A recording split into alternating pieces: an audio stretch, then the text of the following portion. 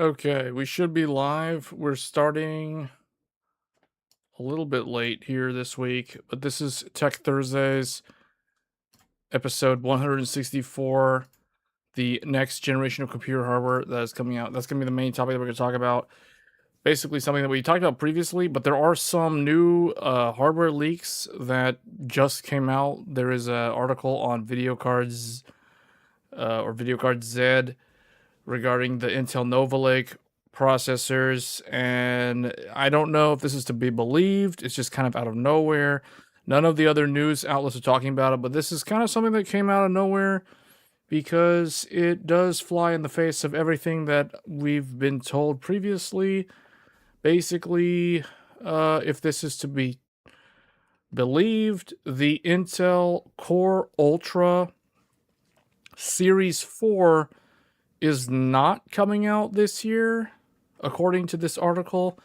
It is not coming out until next year, according to this. So let's actually go ahead and look at it, and then we'll discuss this with the viewers. So Video Card Z has obtained the first look at Intel's new branding for its Nova Lake desktop processor series. The logo uses the Core Ultra Series 4 designation. Let me just make sure. So this article came out today. They show this image here of the Core Ultra 9 400 series, or 4 series, series 4. That's making me wonder. So I have here the product packaging for the current Intel Core Ultra 9. You can see it doesn't say series. Oh, no, it does say series. Okay. It does say down here, unlock Series 2. So this Series 4 does follow their naming convention.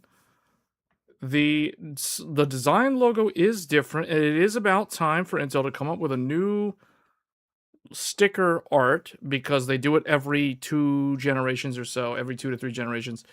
So it's about time, because they did the Meteor Lake, the Arrow Lake, and the Arrow Lake Plus, and I guess technically Panther Lake, the 300 series.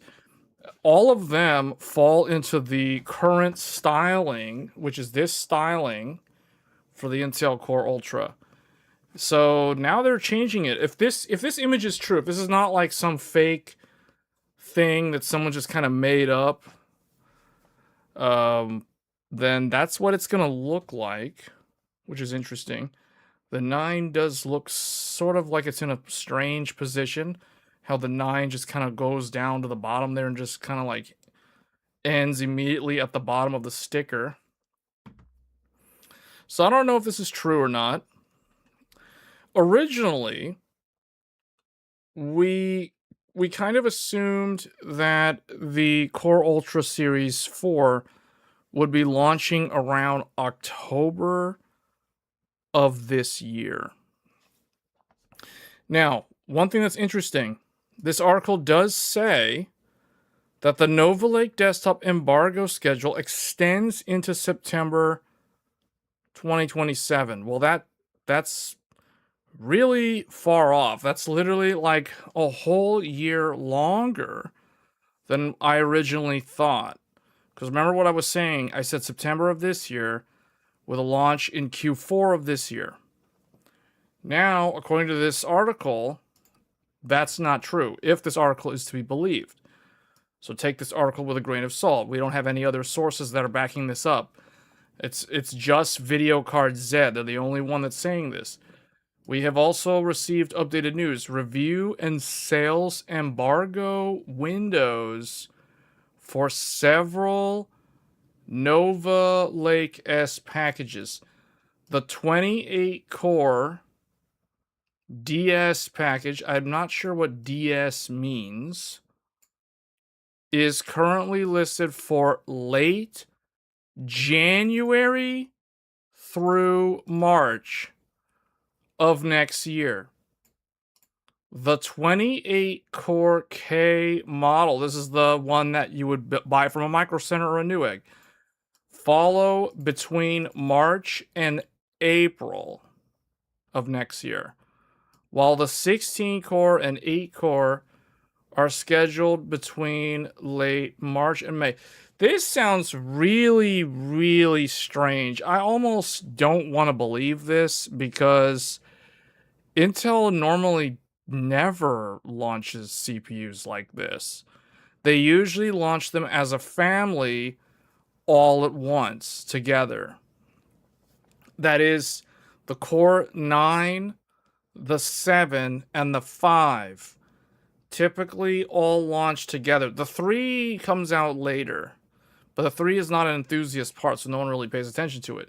That goes in more of like a office PC or a budget build or something. So that one I can understand, but there's, according to this article, they're staggering them out so much.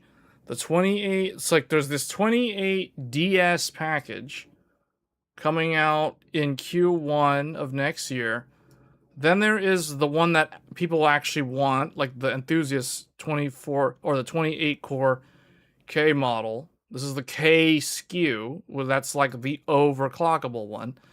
That one's coming out between March and April. That is also a strange window. So that basically means that it's coming out like, when I read this, I'm thinking April. You always pick the longer one, so it's like April. While the 16 core and the 8 core are scheduled between March and May, like, or late March, basically April and May. So it's like literally like a month later. Why would they launch it this way? That just doesn't seem, that just doesn't make any sense. So I don't know. The more I read this, the more I don't really believe this. And then here's the thing where it gets even weirder. The 52 core. So this is the true enthusiast class. So this is like the Core Ultra 9. Has a much later window extending from late May through September of next year. That means the 52 core might not show up for more than a year from now. These ranges cover several embargo stages rather than one specific release date. Okay, so basically, if I'm reading this correctly, first of all, I don't know what the DS is. Is that supposed to be like, what is that? Like, that's not the overclocker one? If the K SKU is the overclocker one, like, why would they launch the DS one, whatever that one is, before the K SKU? Like, I don't get it. And okay, they're saying late January, that's gonna be when you start marketing it to March of 2027. So the launch is like March 2027. So I don't know, man. This whole article just seems really strange. Intel uses the K suffix for unlocked. Yeah, we already know this. Okay, DS is an internal package designation typically associated with dual compute tile variants, but not always.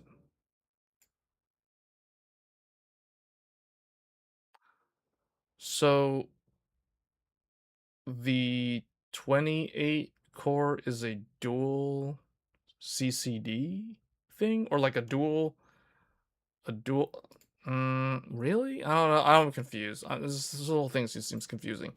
The current schedule points to a staggered Nova Lake rollout running from early 2027 through the third quarter of next year.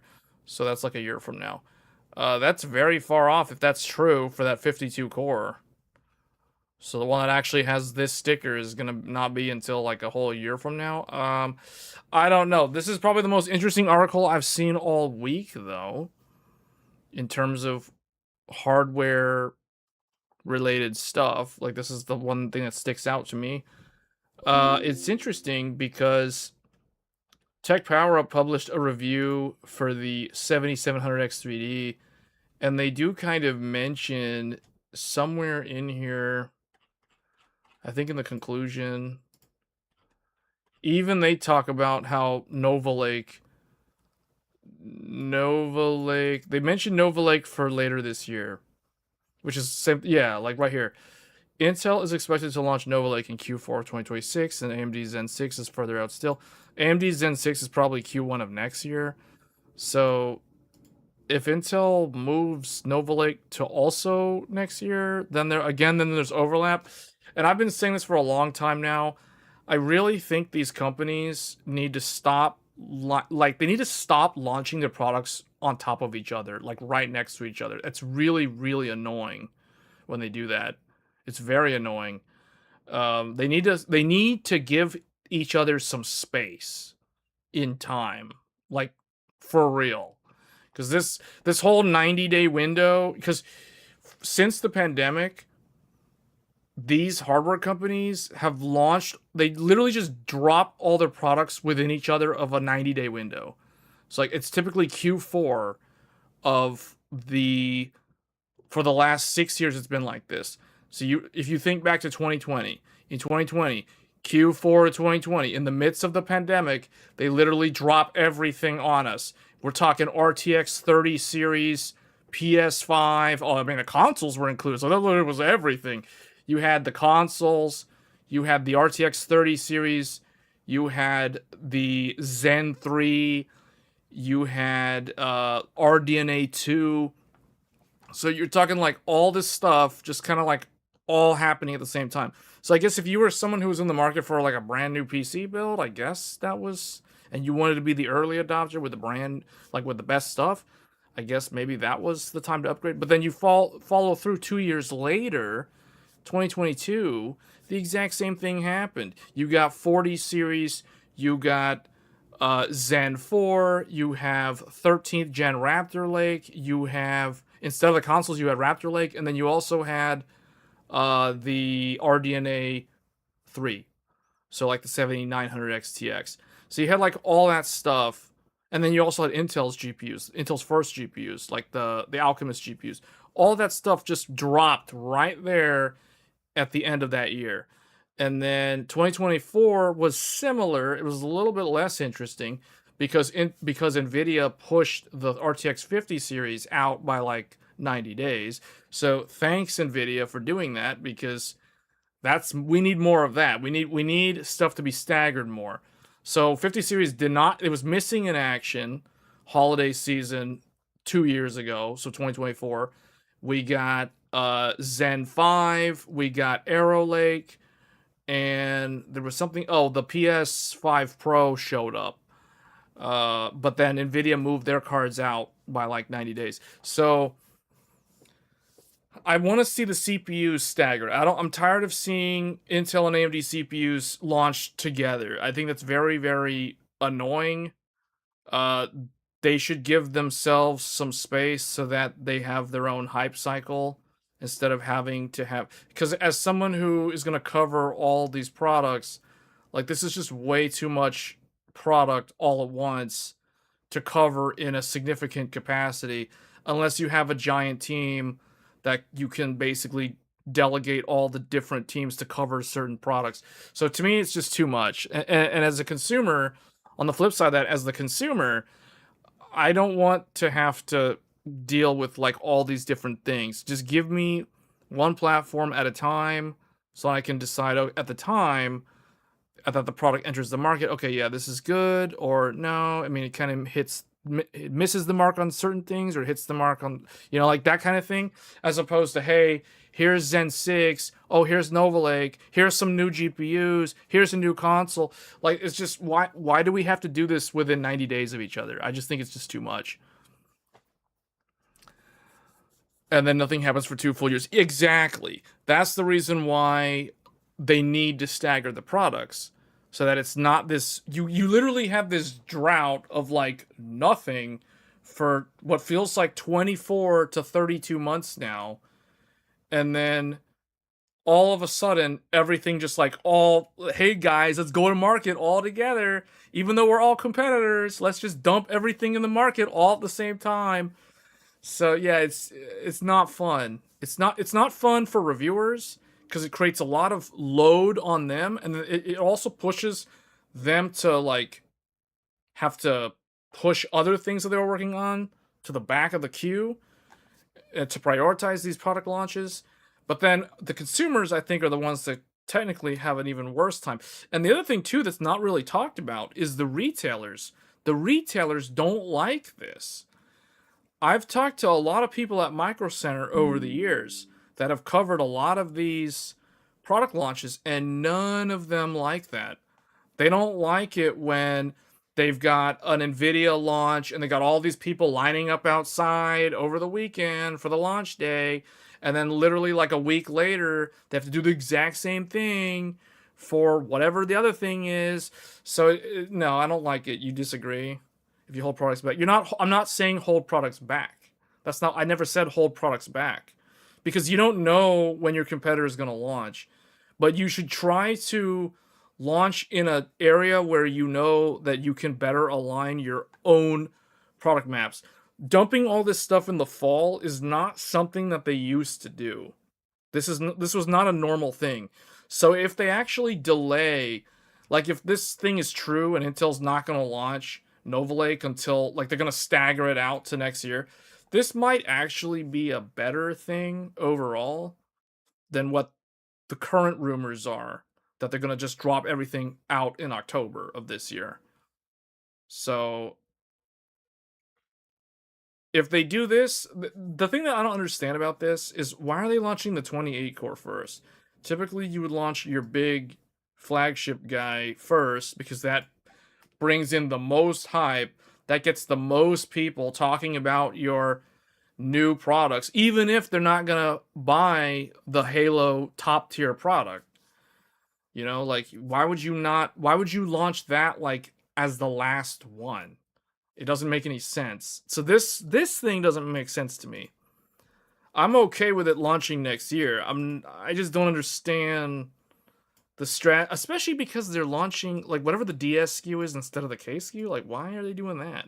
Intel historically always launches the K SKU first when they introduce an enthusiast class desktop product. So it doesn't make any sense at all to do it this way.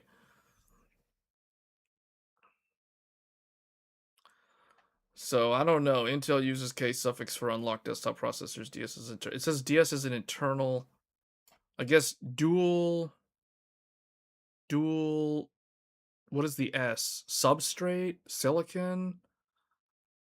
I don't know what that is. So I think they need to not launch stuff in the holiday season, especially when you're introducing new products. Why can't they do what they used to do? They used to launch stuff in the spring, which is what I think is a better option. Like, that's like, you look at TVs. You look at TV manufacturers. We were talking about TVs a few months ago. All TV manufacturers, they always unload. They basically do a bunch of discounts.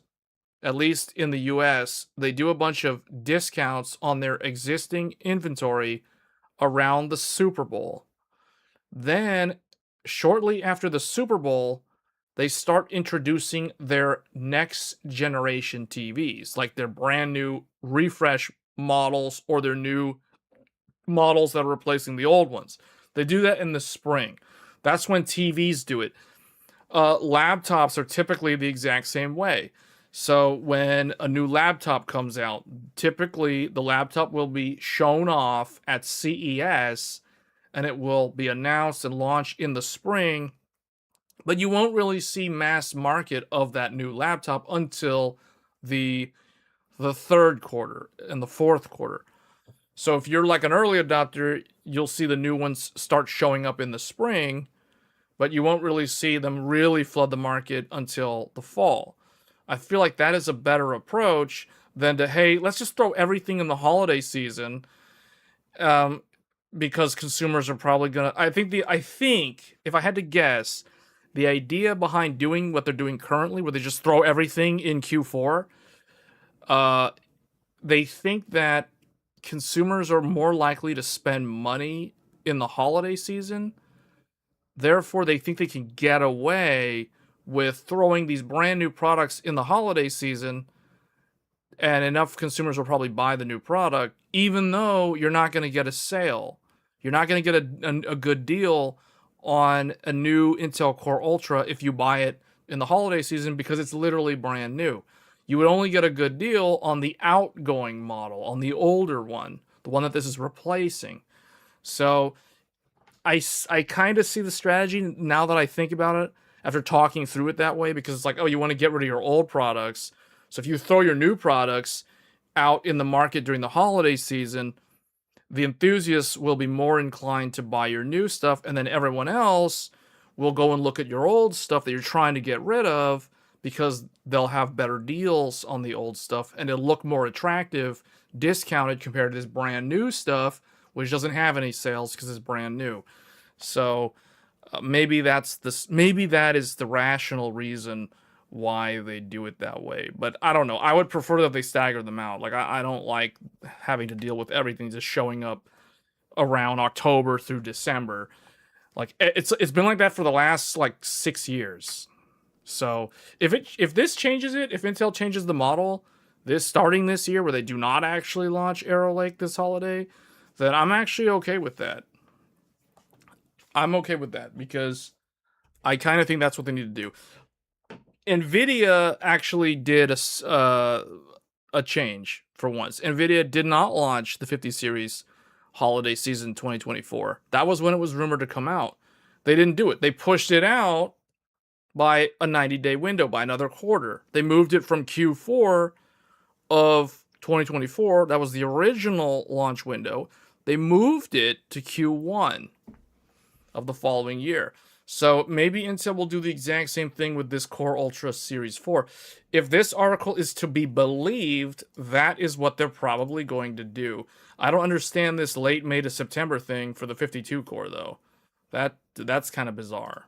But there might be a technical reason for that. They might have some kind of yield challenges or something with packaging to get the dual CCD thing on the substrate or something along those lines.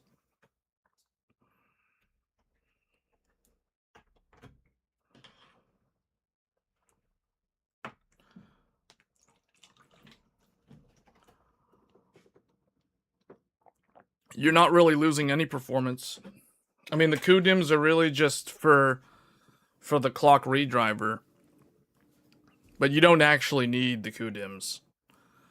So, I mean, I personally would not be buying memory at all right now. But if you already have the memory, then okay, you're good to go. But I would not recommend people buy memory now. Like now is not the time to be buying memory. Especially since we have gotten news that a company in China might be where is this? Here we go. CXMT. CXMT memory, well, trails Hynix in performance at identical speeds with batch-to-batch silicon variants that makes overclocking a gamble. But, okay, overclocking aside, the main concern here is bringing relief to the supply issues that are plaguing the market right now. So if CXMT can start selling, I guess they're going to sell mostly domestic in the Chinese market, which is fine because the more supply you have, it doesn't matter where it is, the more supply you have, the better off everyone is overall. So, if this starts selling into the global market, though, I think that would help a lot. Because this is what we need. We basically need anything we can get right now when it comes to memory. I don't care if it can't overclock good. At this point, we just need supply. We literally just need supply. So, this article is trying to say, hey, it's not as good as Hynix.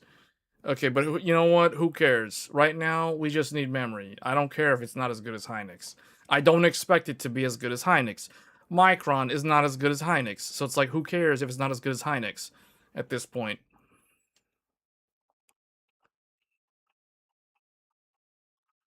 CXMT DDR5, it says, has some major drawbacks versus DRAM modules from the big three, such as poor overclocking and worse performance. Motherboard vendors have unlocked over 8,000 megatransfers on CXMT-based DDR5, but the DRAM is inferior in performance and overclocking. With ongoing DRAM shortages, China's DIY PC market has started relying heavily on domestic memory solutions. We have seen brands such as Kingbank, Gloway, Lexar, and Lexar? I thought Lexar is a US brand.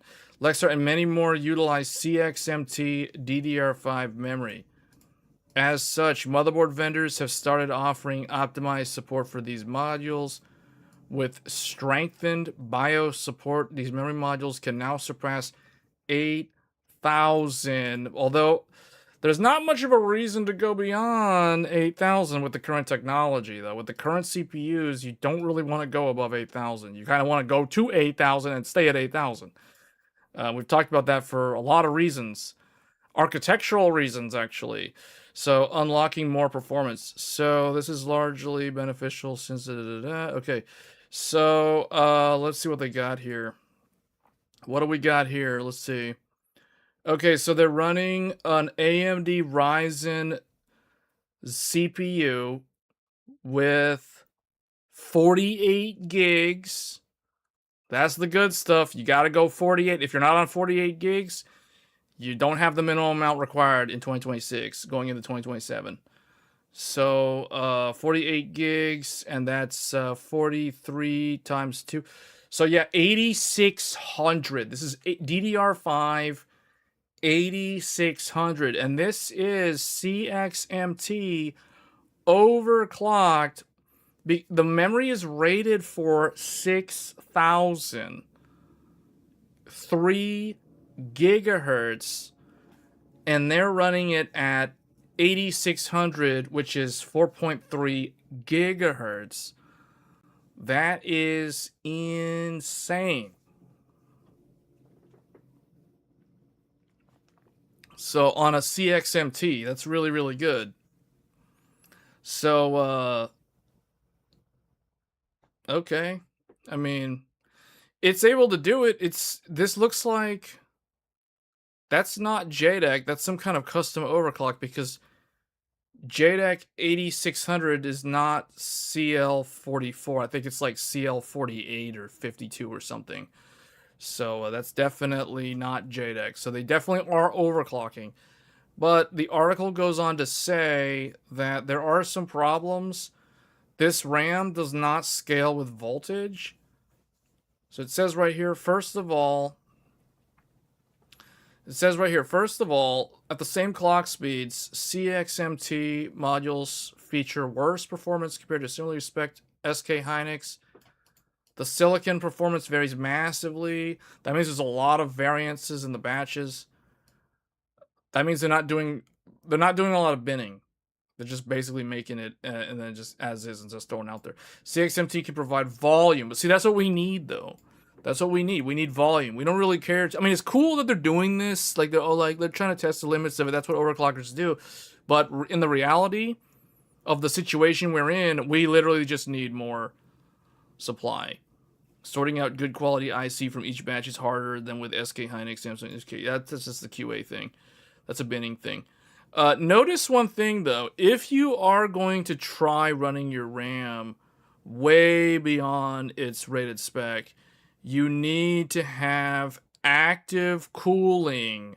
This is active cooling. They have a giant 120 millimeter fan blowing air over. No, they have two. They've got this one. They've got this one right here blowing air down, and then they have this one here blowing across the RAM. You must have active cooling if you're running RAM greater than 8,000 speed. Otherwise, it will not be stable. It will not be stable. The faster the memory is running, the more temperature sensitive it becomes, which means it's more likely to run errors and corrupt your data.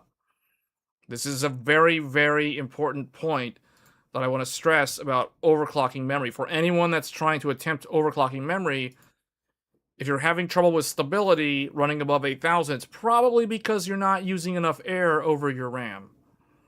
If your temperatures are exceeding 55 degrees Celsius and you're running RAM over 8,000, you're doing it wrong and you're probably not going to be stable. And you'll notice it because things will just not work. Things will just crash randomly. Then when we have the overclocking concerns, okay. So there's currently a wall to the extent of OC speeds you can get out of CXMT memory. This sounds a lot like Samsung memory, though. Like, it doesn't scale with voltage, and it runs... Basically, when they say that, that basically means if you try to push, like, 1.4, 1.45 volts, you're basically gonna burn up the like you're not gonna literally burn up the memory. You're just gonna make the memory never be stable. It's just because it runs too hot. It generates too much heat, and heat leads to instability because of the electron movement. So it's just, yeah, it's a physics thing. This is all physics. A lot of people who don't understand the science behind this stuff, they wonder like, okay, how come it's not stable? Why is it not stable? It's a physics reason. That's the reason why it's not stable. Users can't tighten the memory timings, which means they'll be stuck with the baseline timings, which are CL. Is that true? Like, we literally just saw a screenshot of someone running CL46. So I don't know what they mean by users can't. Oh, they can't tighten the timings. Okay, you can't bring them down. Well, duh. The higher up you go, the looser it has to run, because that's just how the data bus works. CXMT races to accelerate its DDR5 processor victory. Okay, so that's good news. This is good news overall. Like anything I hear about CXMT adding more supply, even if it's just the Chinese domestic market, that's still good news overall. So that's really good. But yeah, this I saw this today because I was trying to think like, what are we going to talk about on Tech Thursdays today? And I was like, man, this Nova Lake thing about it coming out next year instead of this year is interesting. Because I think the assumption right now is Zen 6 is definitely next year. But everyone was, up until I saw this article, everyone was saying that Nova Lake is this year. So I don't know. Seems like a long time to wait for that 52 core though. Because out of all these Intel, out of all the Nova Lake CPUs, the only one I'm interested in is the 52 core. Like for real, if I'm gonna go and buy a new motherboard for Nova Lake, a Z990. If I'm gonna have to go and buy a Z990, I am definitely getting the Core Ultra 9 52 core big CPU. I'm not getting no puny 28 core. No, I don't do that. That's not how we do things on this channel. We're going big. You go big or you just don't do anything. You go big or you literally stick with last gen. That if you're paying if the hardware prices, you got to think about it like this, guys. If hardware prices are what they are and they're going to stay this way for the foreseeable future, in fact, they're actually going to get more expensive. They're actually going to get more expensive. So here's the thing. The CEO, hold on, let me find the thing. Let's go to Paint. The CEO of Framework. The CEO of Framework. The reason why I follow Framework is because this is one easy way as a consumer to get insight into what is happening behind the scenes with CPU and memory and SSDs, because Framework is the only company that is fully transparent with their users, with their customers. You're never going to get this info from Lenovo or Dell or HP or Asus or MSI. None of those guys are going to tell you this info. But the CEO of Framework announced on Reddit, of all places. I could go find the thread, but someone might be able to go find it watching this video. The CEO of Framework announced on Reddit that CPU prices from Intel. He did not say AMD. He was talking about Intel. Specifically, he was talking about the Panther Lakes. But from Intel are increasing starting now. The reason why he was announcing this is because he's basically giving the customers a heads up saying, hey, if you were interested in getting a laptop, you might want to get one now rather than wait, because we're going to have to push the prices up next quarter because Intel's raising the prices. So going back to what I was talking about Nova Lake, it's like the only one I'm actually interested in is the 52 core. Because if CPUs are already sky high prices and you got to buy a motherboard on top of that, and Heaven forbid you gotta buy RAM. In this market, you either go big and you just get the big CPU, or you literally do absolutely nothing and continue on with your existing PC. That's the choices. That's how I see it. I don't see it any other way. Maybe someone else has a different perspective on it, but from my point of view, and you guys know, we recently did a whole bunch of live streams with older computers. And what I came to the conclusion was, if you have, so basically, if you have DDR3, if you currently use a DDR3 PC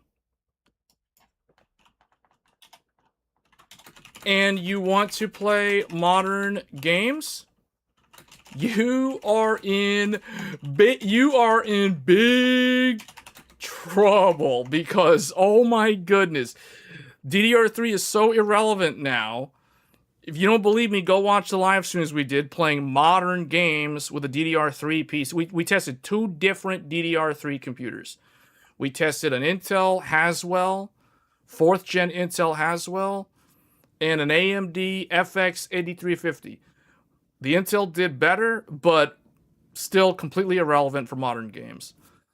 So, you were in big trouble because of upgrade prices. So that's like case number 1. This is like the first category. Number 2. Let's do it this way. If you currently use a DDR4 PC, and I'm pretty sure there's a lot of people, I'm talking a lot of people that don't even watch this channel that still use DDR4. If you currently use a DDR4 PC, you have the choice to remain on DDR4 or wait for prices to improve. You're basically in that category. Meaning, it's okay, like DDR4 is still relevant. Like there's still some pretty good DDR4 computers that can still handle modern gaming. That's what I determined. And you guys can go, we have the proof, we have the live streams that show the tests, testing various random different games. We tested UE5, we tested MMOs, we tested like arbitrary Japanese game engines that are typically not optimized at all. So, I mean, you know, go look at some of that stuff. So, okay, category number 3.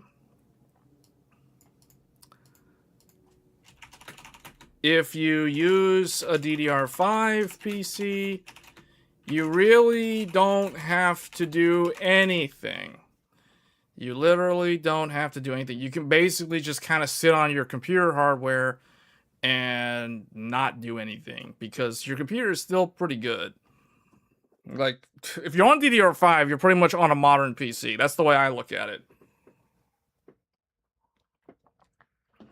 Like, you're not going to have any problems playing any modern games, provided you have a relatively up-to-date graphics card, because otherwise your graphics card is going to be holding you back most of the time. But yeah, the DDR3 stuff, man, that's completely irrelevant now. Okay, let me rephrase that. If you have a DDR3 PC and you, well, I already said it. If you want to play modern games, of course, someone can go and play League of Legends on a DDR3 PC and they're not going to have any problems. That's not that's not what I'm saying. I'm saying if you want to play modern games, Unreal Engine 5 games, newer multiplayer games, basically games that were made within the last 4 years. So then you're going to have some serious problems if you're trying to play on a DDR3 based computer.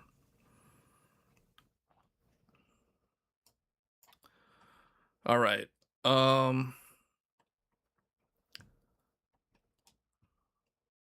Let's do a poll. We got quite a few people watching. I want to see what the average, what the landscape looks like. So I'm going to do a poll real quick for the chat.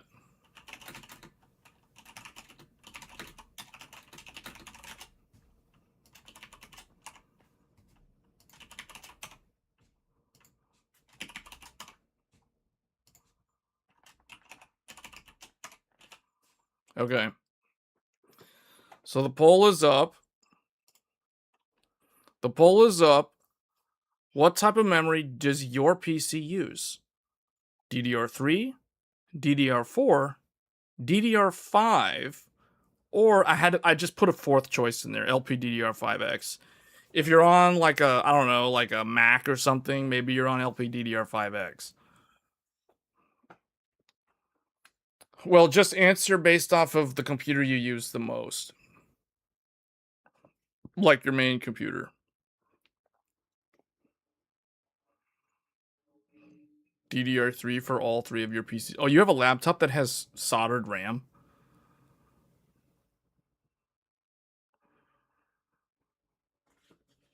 DDR3.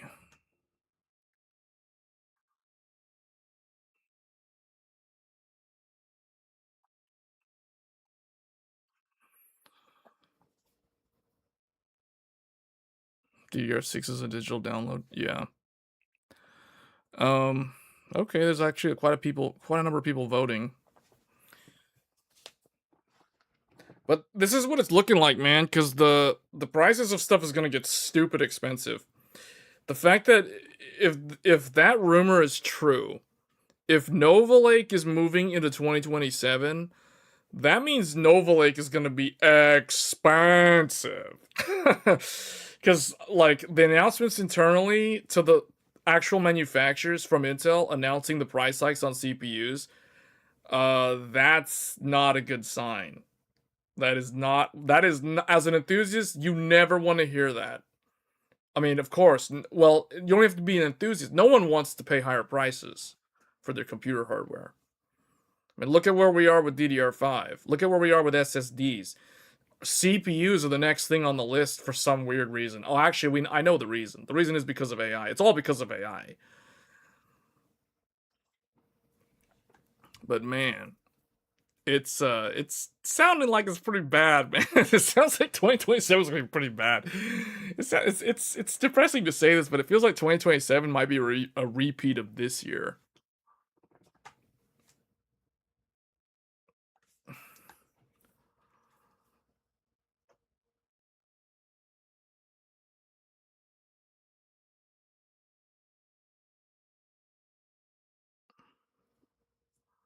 The prices are getting ridiculous though. Like we haven't even talked about well, did we? Okay, we did this last time. So we got 17 people voting. I kind of wanted the votes to get to like 20 votes before I close the poll. But we'll go ahead and close the poll. I'll leave it up for a couple minutes. So I don't know, man. I think let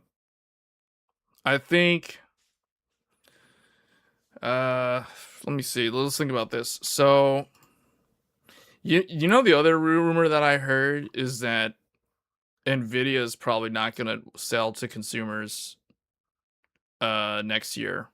Meaning, what I mean by that is they're not going to introduce the next generation of GPUs next year, even though they're supposed to, like if they're on schedule. So remember what we said, right? Okay, I got to organize my thoughts. The easiest way to do it is to do the timeline thing. Everyone likes when I do the timeline thing. It's like, oh, here we go again. Here comes the timeline.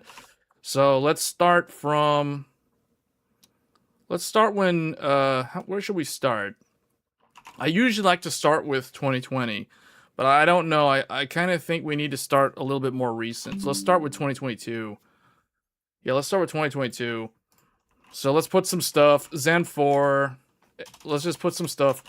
AM5, Zen 4, 13th gen, RTX 40, RDNA 3. All of these things were introduced in 2022.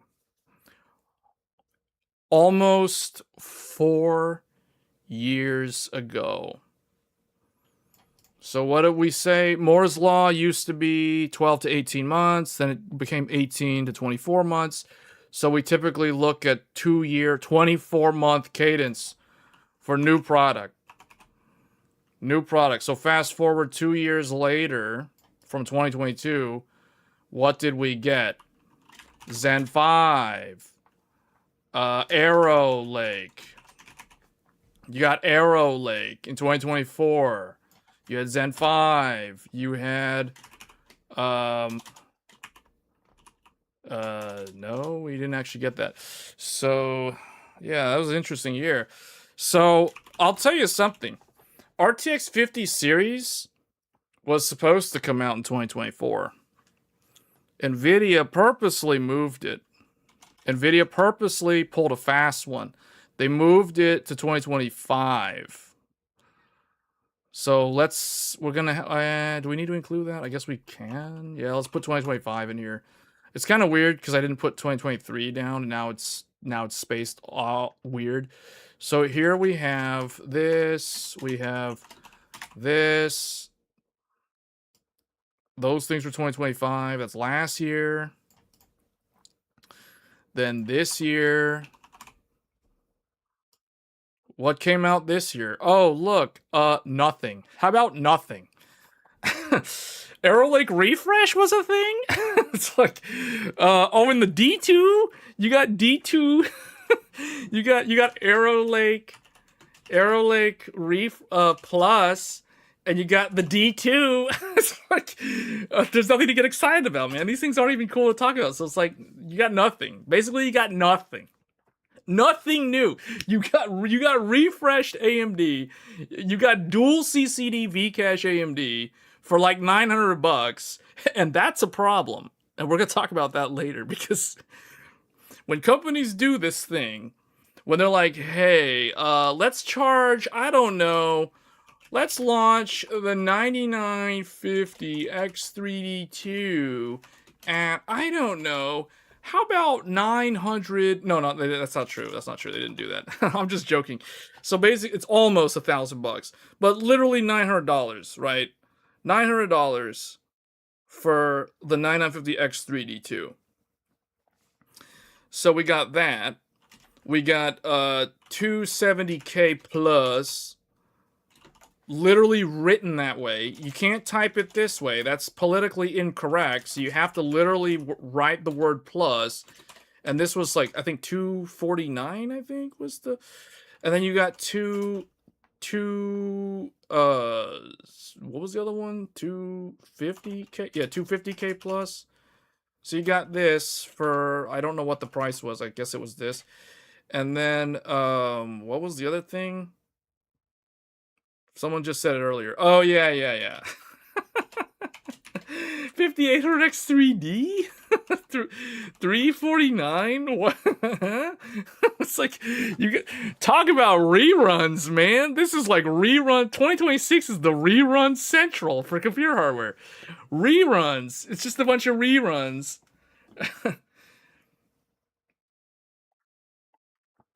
Yeah, that's what you get. This is literally the products of 2026. You get reruns. Okay, to Intel's credit, they did do some improvements with these guys. So out of the box, they're already good. This thing is novel because AMD literally told anyone, you don't need dual CCD, but everyone kept saying, yeah, we do. Then AMD's like, okay, here it is. And then like, why is it so expensive? Because it is. So it's like, you guys wanted it, now you're complaining. So, and then they bring back the Zen 3, like the 1080 Ti of CPUs. This is literally it, guys. That's 2026 in a nutshell. For a computer hardware enthusiast, that's literally what you're looking forward to for this year. Literally, like, everything to get hyped up for is already in the market. So congratulations. That's 2026. Congratulations. 2026. So, oh, 70. Oh, yeah. That. Oh, yeah. How could I possibly forget? We have to include that. Yeah, I don't even know what's the price of this thing. Like, I don't even know how much this costs. Yeah. Oh, I forgot. Oh, I'm so sorry, Zen 4. Yeah, I'm so sorry, Zen 4, because we needed another rerun. So we got a Zen 3, we got a Zen 4, we got Zen 5, and we have Arrow Lake. I don't know what's the acronym for it. Arrow Lake? I think that's what it is. Arrow Lake Plus. So you basically got reruns from 2024 in the form of these guys. You got a rerun of a product from like a year prior or two. And then you got another rerun from 2022, because technically this was 2022 originally. It was the spring. So you're basically getting 4-year-old computer parts. Now, at least they discounted the 4-year-old computer parts. And Intel did discount their 2-year-old computer parts. And AMD was like, you guys want this thing? Go buy it if you really truly want it, you know? So because they didn't think they needed it, it's like, okay, here it is. So that's 2026. If this article is to be believed, meaning if we're not actually getting Arrow Lake this year, or not Arrow Lake, Nova Lake, if we're not getting Nova Lake until 2027, if this article is to be believed and it's not coming out until well into next year, then well, you know, that this is it. That's 2026. 329. Okay. It's 329. Okay. I don't know. Why would I get a 7700X3D when I can just get a 7800X3D? Is the 7800X3D discontinued? Like, I don't understand why AMD does this sometimes. Like, personally, this doesn't need to exist, but whatever.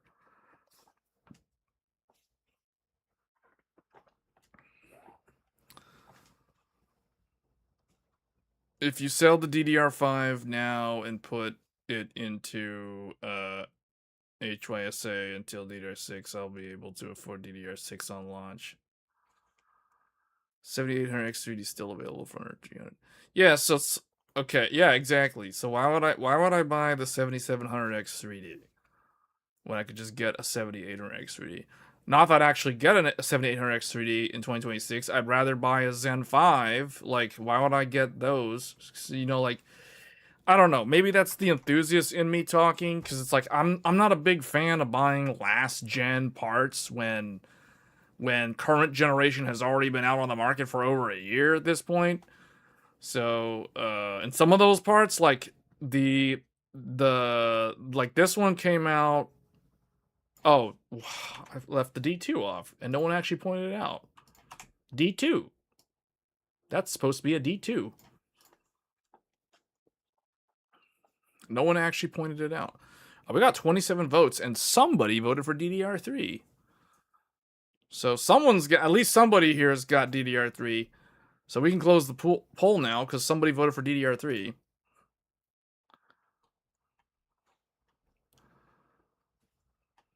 You paid $330 for the 7800X3D brand new in 2023. Yeah. So yeah, exactly. So it's like I don't know. To me, that doesn't really appeal to buy last gen when, I mean, how much? I guess you have, if you really want to, you can do a cost-based analysis of like how much faster is the newer one versus the older one. Is it worth the extra if you really want to nickel and dime it that way? But someone like me, enthusiast just buys the current generation. You know what I'm saying? Like a true enthusiast just buys the latest generation. They don't typically buy last gen. Unless the build is for someone else who, you know, PC building is not their hobby or their primary interest and you're like helping them out, then maybe it makes more sense because you're saving the money that way. But personally, like even if I was doing a build for someone I know, I still typically try to recommend them the current generation. I don't always recommend next generation though, when next generation is brand new, because it's not time tested. And we've had this discussion before where Like, I'll give you guys a good example. When Arrow Lake was not Arrow Lake, when Alder Lake, when 12th gen was relatively new, the 5800X3E came out. And I'm someone who bought, I've told this story many times, so people who have heard this story are probably like, oh, here we go again. He's going to tell the story about Final Fantasy Endwalker and the 12700K. Yeah. So I'm someone who bought the 12700K at launch with a DDR4 motherboard because I wasn't about to pay $800 for 64 gigs of RAM in 2021. And yeah, so I built a 12700K PC with a gigabyte DDR4 motherboard, and we still need to do a live stream with that build actually. And I had all kinds of problems with Endwalker randomly crashing, like randomly not crashing, just closing the desktop with no explanation as to why it was happening. And it wasn't happening on my older computer, which was a 5800X. And the only thing that I managed to do to fix it, I went into the BIOS and I turned off all 4 of the E-cores. Because if you remember, i7 12700K is 8 P-core plus 4 E-cores. So you have 20 threads. So you have 8 core. So you have 8 P cores, which were dual threaded. So they basically Dragon Ball Z split form technique. So they can handle. They have a right arm and a left arm, so they can do 2 threads. So that's your 16. Plus your 4 E cores, which only have one hand. They don't have a left hand. The left hand is chopped off, so they literally only do one thing. So that's how you get your 20 threads on the 12700K. So this CPU had all kinds of problems with certain games at launch without the BIOS updates. I assume the BIOS updates fix these problems, or Windows updates, or all of the above eventually fix the problems. But I bought this thing in November 2021. November 2021. Yes, my 12700K is a launch 12700K, which means my 12th gen Intel can handle AVX 512 instructions if I run it on the launch BIOS for that gigabyte motherboard. So, because Intel eventually, remember what Intel did? Intel told all the motherboard guys, hey, no one's allowed to use these CPUs with AVX 512. So we're going to BIOS update these things. You got to BIOS update, and you got to take away the AVX 512. Everybody listened except MSI. MSI was the longest holdout. They held out with the Unify X Z690 for the longest time. Longest time. And then what they started doing was in the factory, they literally fused off the ability for the CPU to physically do the AVX 512 instruction. So if your Intel CPU, if your 12th gen CPU has the Intel, like the Intel logo like this, the Intel, Intel inside with the circle logo, you've got AVX 512. If your CPU on the IHS instead has the little dots, so how can I draw this? If it has the newer Intel like thing like this one cannot do AVX 512 because it was physically removed in the factory. So mine's got the little circle on it because mine's a launch model from November of 2021. So mine's got that AVX 512 inside. But yeah, I had problems with Endwalker randomly just force closing the desktop on me, like 5 hours into the game, and then all of a sudden the game, it would like just close the game on me. I'm like, what? And then I gotta go sit in line for 90 minutes to get back in, because that was when Final Fantasy XIV was at the height of its popularity, because you had all those WoW refugees just mass exiting out of WoW because of all the Blizzard fiasco that was going on during the time. And they were all going into Final Fantasy and overloading the servers. So it's like then I had to go and sit in line in the queue, login queue for like at least 45 minutes to an hour to get back in. So every time the CPU would like force close the game on me, I'm like, dude, what are you doing? Now I got to go back and sit in the queue again for like another hour. So I went into the BIOS. I turned off these E-cores. I turned it into a 8-core, 16 thread, and guess what? The problem went away. No more random Final Fantasy closing on me. So I assumed that the problem was caused by the game. If a certain worker thread in the game went to an E-core for whatever reason, and it sat on the E-core for a certain amount of time in nanoseconds or milliseconds or whatever, the game engine, I don't know if it was on the server side and the client side communicating, didn't like it, so the game literally just like closed for some weird reason. And the way I fixed it was I turned off the E-cores and the problem went away. I never had the problem after that. So I the whole time that I used the 12700K as my main computer, I never actually had the E-cores running. I had them all disabled in the BIOS. So I literally ran it like it was a 11th gen 11700K because that one was an 8-core 16 thread. It didn't have any E-cores. So I basically ran it like that. And the 11th gen can do AVX 512. That's like the only, like the 11th gen is Intel's current or last mainstream consumer desktop CPU, or most recent consumer desktop CPU that has official support for AVX 512 instructions. So if you're someone who needs AVX 512, you gotta go with Zen 5 because Zen 5 currently has the full fat 512 pipeline. Zen 4 does do AVX 512, but it does this 256 plus 256 equals 512. It does this double pump thing, like 2 clock cycles to do like the one instruction. So I forget exactly how they do it, but Zen 4 can do it, Zen 5 can do it, 11th gen Intel can do it, and the early 12th gens can do it. But after that, none of the Intel CPUs can do it unless you're on a Xeon, which is like a Threadripper type thing, and then Threadripper obviously can do it. So I don't know why Intel would do that. There must be some kind of thermal. I would assume it's some thermal related reason why they did it. It would probably degrade or cause. Yeah, it might cause the CPU to degrade. Who knows? I don't know. I'm just guessing at this point. But they took it away, so I was not happy about that. And then I never was able to use the E-cores and actually trust the E-cores. So, and I'm thinking back about this.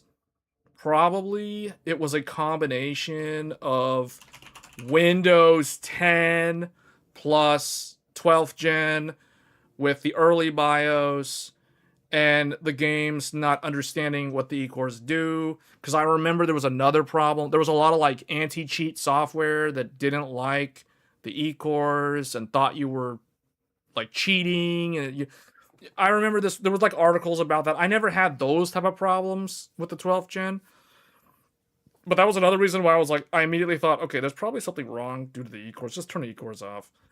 So, yeah. But I was also on Windows 10 at the time, and Windows 10 did not have access to the full thread director. That was another problem that it had. So, yeah. It could have been a combination of multiple things. Because I didn't go to Windows 11 until I don't remember when did I go to Windows 11? I think I went to Windows 11 3 years ago, 2023, I think. It was probably the end of 2022 or some. Yeah, it was like the end of 2022, early 2023 is when I finally decided, okay, Windows 11 has grown good enough now that it's actually better than Windows 10. So that was when I left Windows 10. But yeah, during the early days, man, 2021, that's technically still that's still pandemic era. So yeah, I was on Windows 10 back during the pandemic.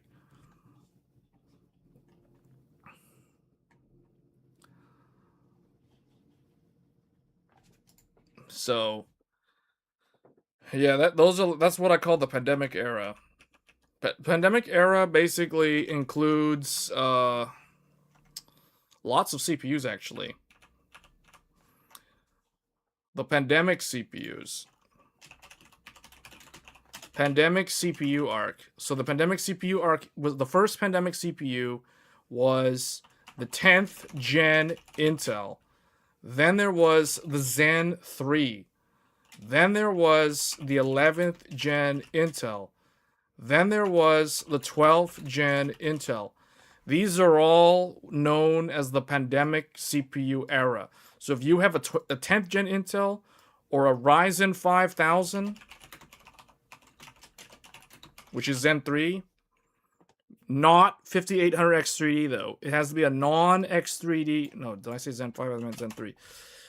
If you have a non-X3D Ryzen 5000, like a 5800X, or a 5950X, or a 5900X, or 5600, or 5600X, if you have any of those are all pandemic era CPUs. 11th gen Intel is pandemic era CPU, and 12th gen Intel is the last pandemic era CPU, because this is 2020. This is 2020. This was the first year of the pandemic. This was the year that people lined up outside Costco to buy toilet paper. This was 2021. This was also 2021. These two came out in the year of the Newegg Shuffle. Oh, I need to buy a 3080, and oh, I can't buy a PS5 because the scalpers keep buying them. That's the 2021 year. This was everyone's favorite year if you were a tech enthusiast, because you had $900 RTX 3060 Ti, and you had the John Travolta fix it 24/7 YouTube live streams with the trackers alerting you when the stuff was dropping. So that's 2021. That's 2021. So yeah, this is why I'll never forget the pandemic era CPUs. They're very iconic CPUs for that kind of reason.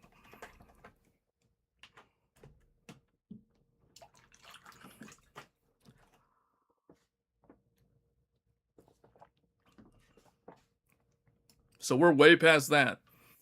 We're now in an era. I'm thinking about it now. Like, what are we gonna call this next era? This is gonna be like the DRAM apocalypse era.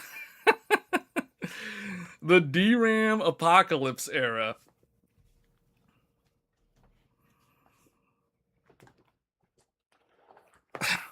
We're living in the DRAM apocalypse era. Pandemic was basically like behind here. It was like this side of the timeline, because the pandemic, from, I don't know, like, when you guys consider the end of the pandemic. Personally, I consider spring to summer of 2022 like the end of the pandemic. That was when people just kind of like went back to normal, just kind of unofficially. Things just went back to normal almost overnight. Things just started going back to normal in 2022. It happened because I remember the beginning of 2022, like January, February, people still weren't really I mean, people were going more outside and stuff, but they weren't really like it just wasn't all the way back to normal yet. 2022, sometime in that year, it ended. It definitely ended. From the beginning of the year to like the summer, to the midpoint of that year is when it ended, because GPU prices went back to normal. By the end of that year, they were back to normal. Because you guys remember, 2022 started off with stupidly expensive scalped GPUs and consoles, and then it ended with way more affordable GPUs. Like, you could actually buy a GPU.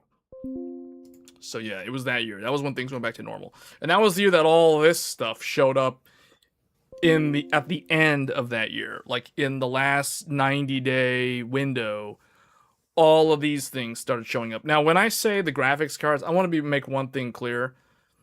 The only graphics cards that launched in 2022, when I list graphics cards, I'm designating when they introduce the newest ones. So like the flagship ones.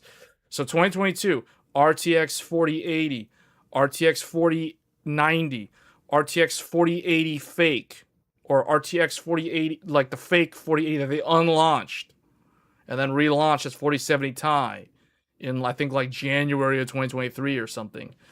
And then RDNA 3, 7900 XTX, 7900 XT. But those are the only ones. They didn't launch like all the other ones. The other ones all came throughout the following year in 2023. So if you're an enthusiast, I mean, you want to pay attention to when the next gen is introduced, and that was when it all happened. So that's why I write things the way it's listed here or presented here.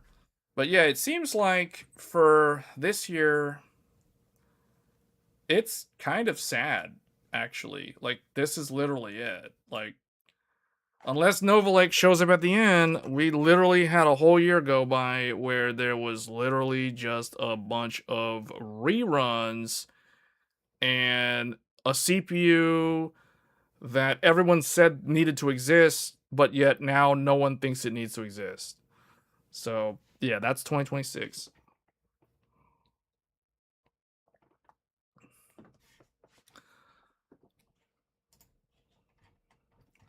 Okay, what else? Let me see here. What do we got? Okay, BIOS updates for CXMT.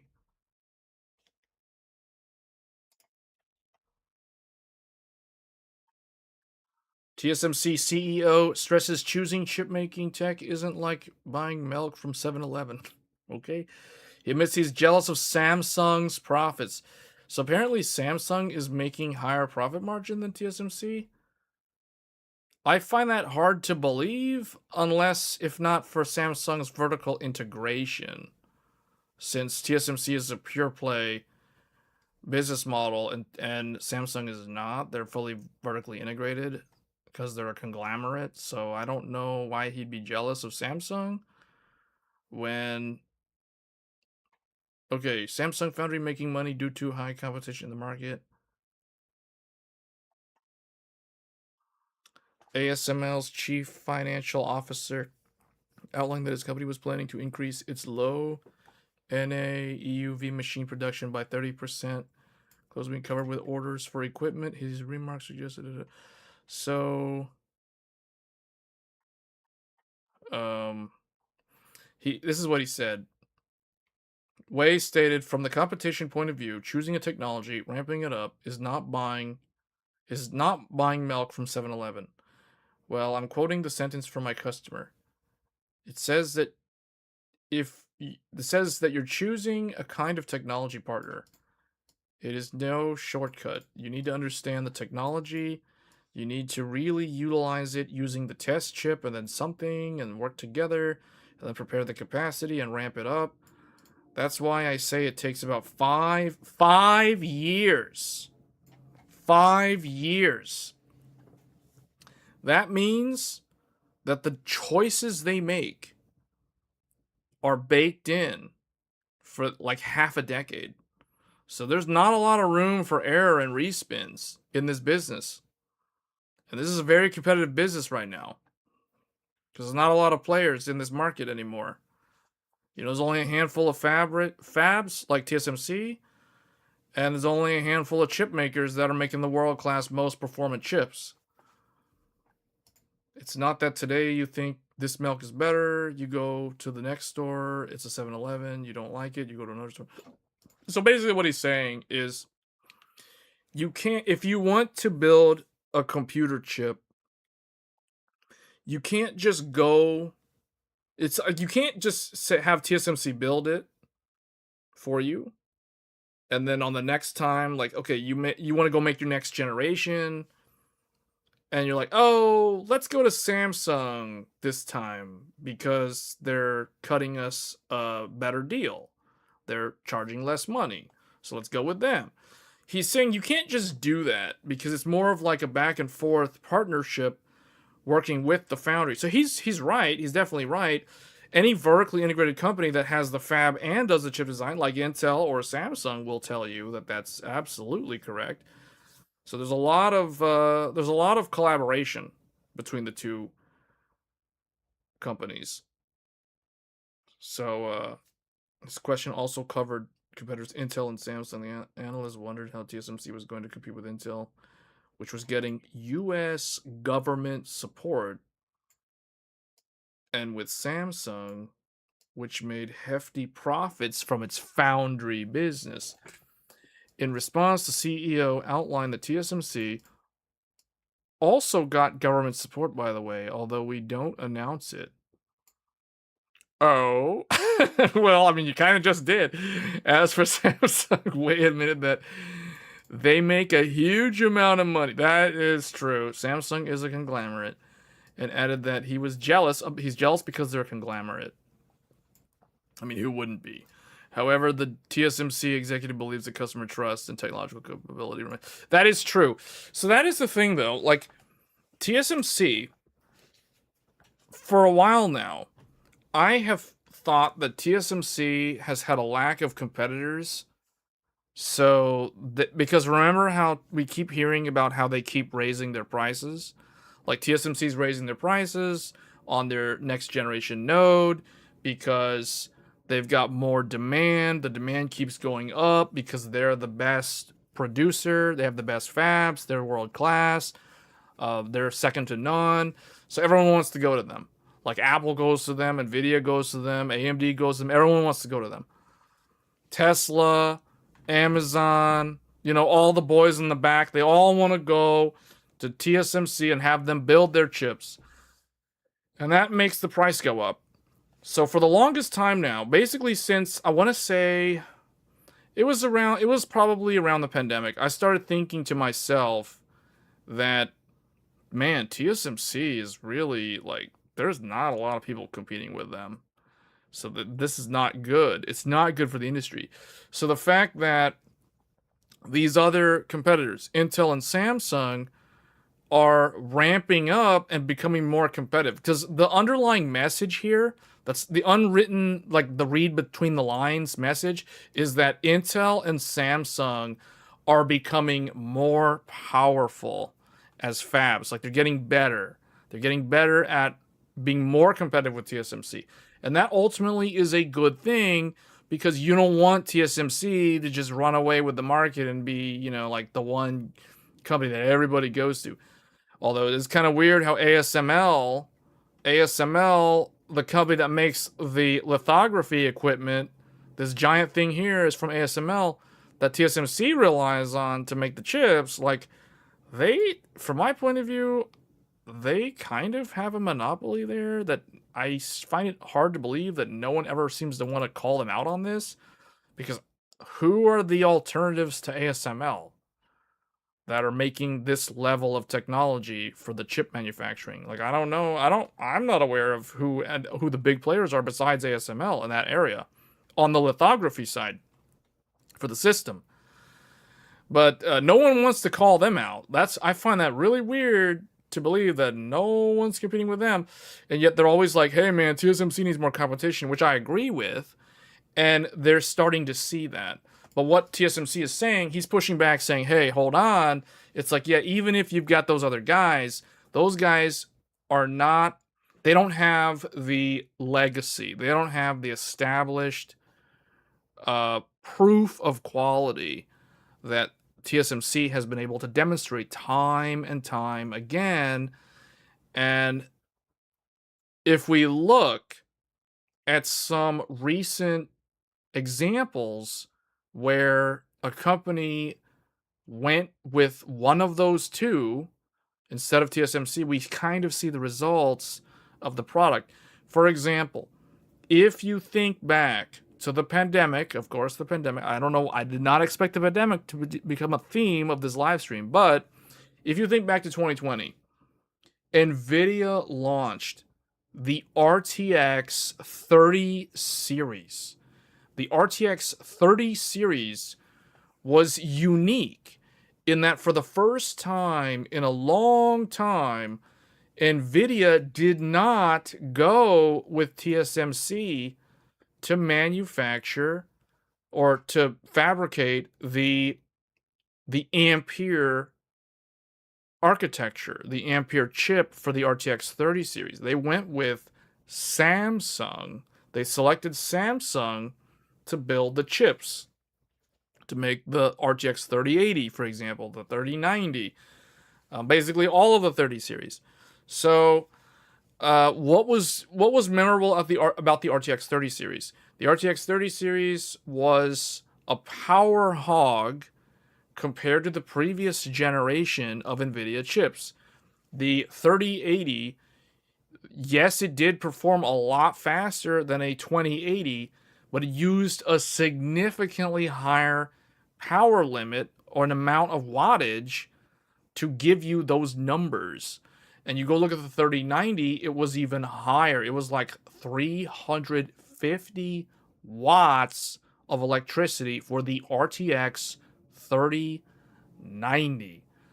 So, that was an interesting time because Nvidia went with Samsung, and the 30 series as a result got this higher power consumption as a result of that, because the Samsung node was not as efficient. It was just not as good. It was fundamentally inferior to TSMC's node. And that's why when you look at what it was, you have an Nvidia design built by the Samsung fabrication 8 nanometer, and you look at the competition during that generation, you had AMD with the RDNA 2, which was the RX 6000 series, and that was fabricated on TSMC. I can't remember if it was 5 nanometer or 6 nanometer or something along those lines, or somewhere around there. Anyway, maybe it was 7. I can't remember what the node was for the AMD stuff, but they used TSMC. So you had TSMC world-class node with AMD's RDNA 2 architecture versus Samsung 8 nanometer high power node with RTX 30 series.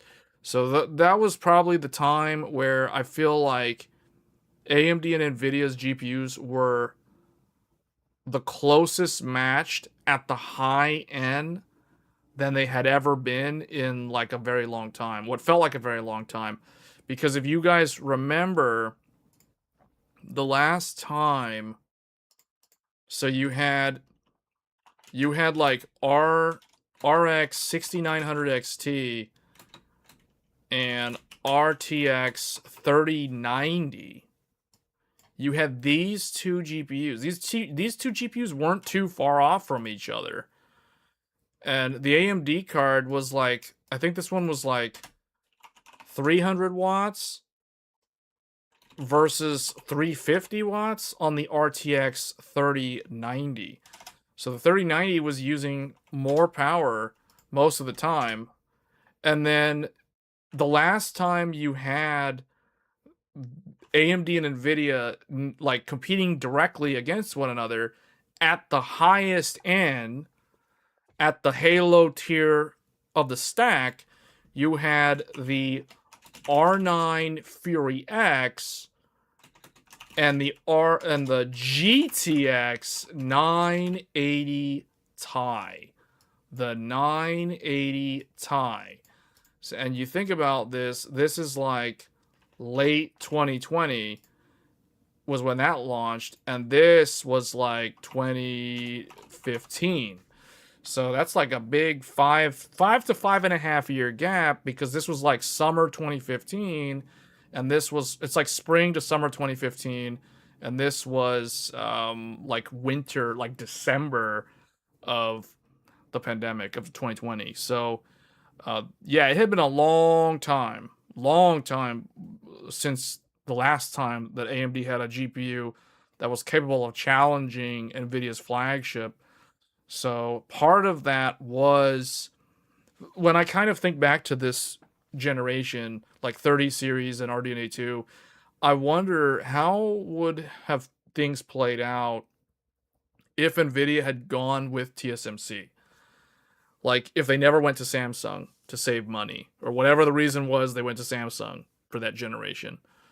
So that kind of goes hand in hand with what the CEO of TSMC is saying, where he's He's literally making that analogy using the 7-Eleven example. It's like, okay, you don't just go to another company and it's like, hey, it's not that today you think, oh, Samsung is cheaper.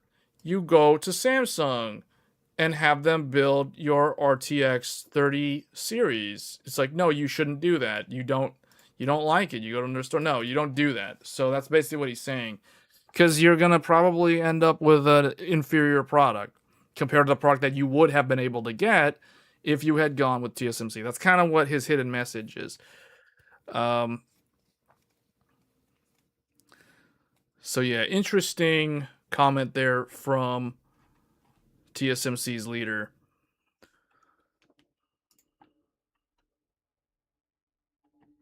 I'm trying to see what else is interesting for tech news this week. I mean, the most interesting thing was the Nova Lake thing, because it's like, wow, if it's not coming out this year, that's kind of a bummer.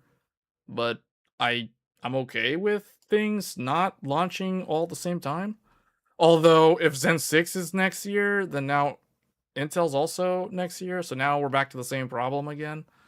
They're just not launching in the holiday window. I don't know if it's better or worse that way. It probably is better overall. Oh yeah, let's talk about this. Let's talk about everybody's favorite topic. AI. AI.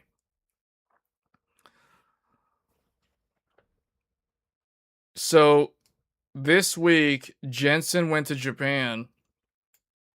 And I actually saw a video. So he was recently, I think the video was on Tuesday or Wednesday. He was talking to I don't know if they're still the CEO or the main one of the main guys over at Sega, but he basically told the story about how Sega and Japan holds a special place in his heart and also in Nvidia's heart, because if it wasn't for Sega paying him the money, even though he failed to deliver on the chip design for what would have been the successor to Sega's Saturn at the time, Nvidia would have gone out of business. They literally would have gone out of business. So Sega ended up paying, even though they got really nothing in return, to cover the cost, even though Nvidia never actually was able to successfully build the chip for them.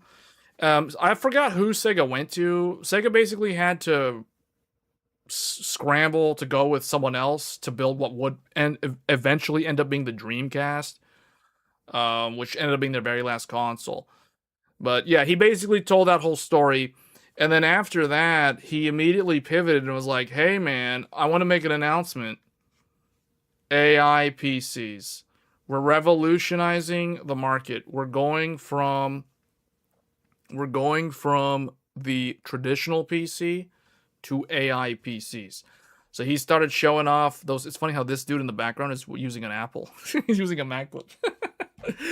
Oh, he's using a MacBook. That's not an Nvidia employee, is it? Is that an Nvidia employee with a MacBook? Like, what are you doing, pal? You need to be using those RTX laptops, those Spark laptops.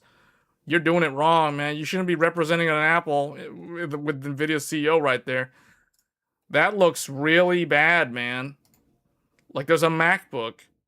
This dude's got a MacBook at an NVIDIA event where they're showing off NVIDIA RTX Spark PCs. I hope that's not an NVIDIA employee. That's all I'm going to say.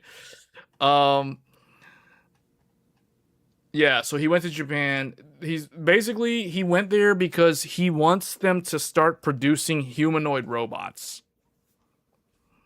Humanoid robots to kickstart the physical AI era. That's why he was there. I mean, he went to go talk to the Sega guys, because pay homage to the Sega guys, otherwise Nvidia wouldn't be here.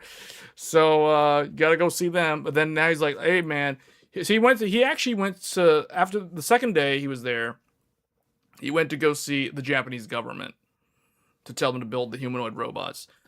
So, he's basically addressing them in the way where it's like, hey, it's no secret the Japanese population continues to shrink. It's in a slow decline. You guys have tried public policy to reverse that. It's not working. And you don't like, it's like, yeah, you can immigrate X number of workers to try to offset the loss of labor force availability.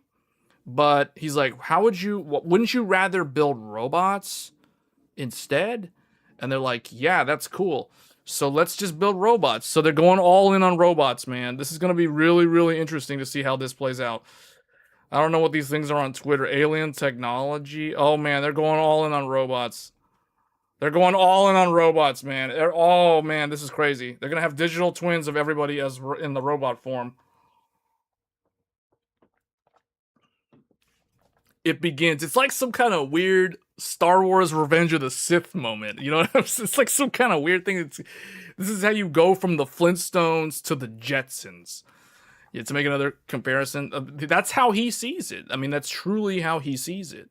Like, he believes that Nvidia's mission and the reason for their existence now is not just gaming. It's more about, well, how are you going to move humanity from, like Elon said, how are you going to move humanity from point A to point B? It's like, how do you get from, to use the previous example, from Flintstones to Jetsons?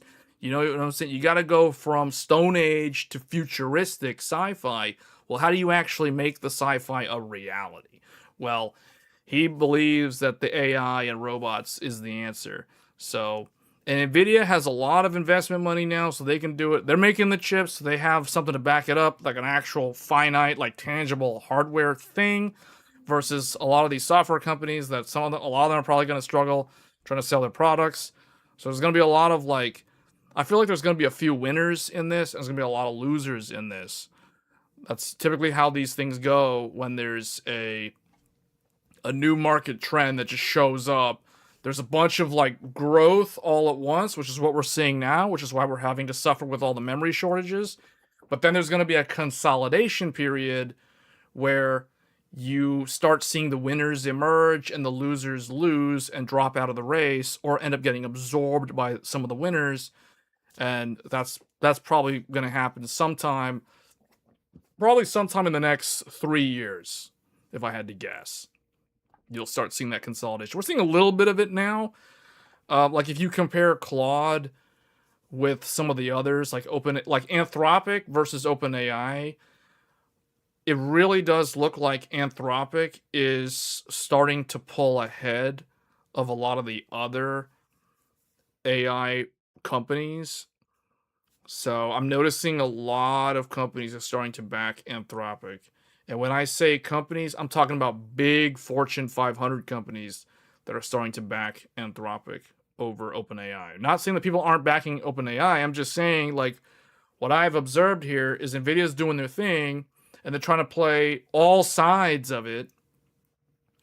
But ultimately, it's the cloud AI providers that have to try to consolidate and win over each other. So that's kind of what I see happening here. Leading Japanese outlets have reported that Jensen is about to make some key. Yeah, okay. So basically, he already did that, but this article is probably from yesterday, so that's why. So it's not done. It's still gonna keep going. AI, man, it's just keep going. It's just gonna keep trekking along.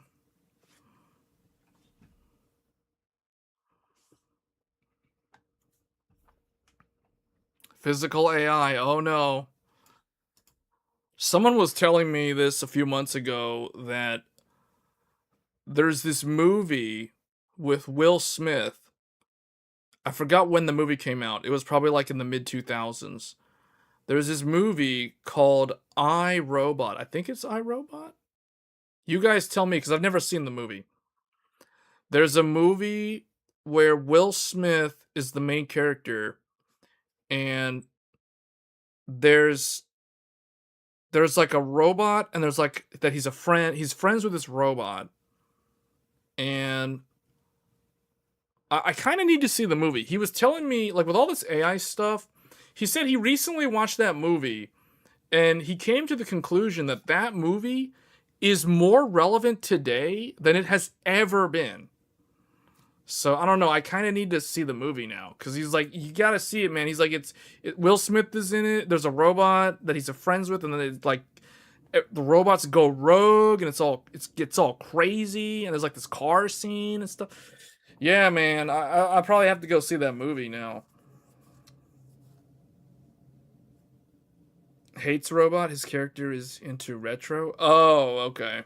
Well, regardless, I need to see the movie because he's like, yeah, that movie. There was another one too. I'm trying to remember what it was. Oh, the movie called The Matrix. There's this movie called The Matrix. You guys may have heard of it, which I actually have seen. And yeah, The Matrix is. If you've seen The Matrix, and if you know what's happening behind the scenes with AI, like it's kind of it's kind of creepy how things are going because AI so AI is expected to progress through different phases. It's like phase 1. Phase 1 is like the LLM phase. Phase 2 is the agentic era or LLM. I think LLM era. The LLM era is from like 2022 to last year or so. The agentic era is 2026 to I don't know when it ends, but the agentic era is happening now behind the scenes. So the idea is it's not just about AI now. It's about something called the agent. You have these things called agents. AI is no longer just an AI that you type something to and it's like, oh, you get back. No, that's not how it works anymore. People who think AI is that, they're already behind because that's the previous era. That's the LLM era. AI today is moving into something known as the agent. You have multiple agents. There's this concept of the agent. And if you've ever seen the movie The Matrix, you know that in the movie, if you see an agent, you run. Yeah, you don't stick around. As a human being, you're not really going to be able to do much against an agent. So, AI, current AI, is now to be called or referred to as an agent. So if you're referring to it as like an LLM, you're behind the times. Hate to break it to you, but it's actually called the agent now. And here, someone explained it to me really well the other day. Like he said that in phase 1, think of it like you have the LLM, but now you want to call it the agent. So you have the agent, the head. Think of it like the head of the agent is the LLM or the model that runs. So think of it like the brain that comes back with the inferencing, that does the inferencing. Now they've taken it a step further.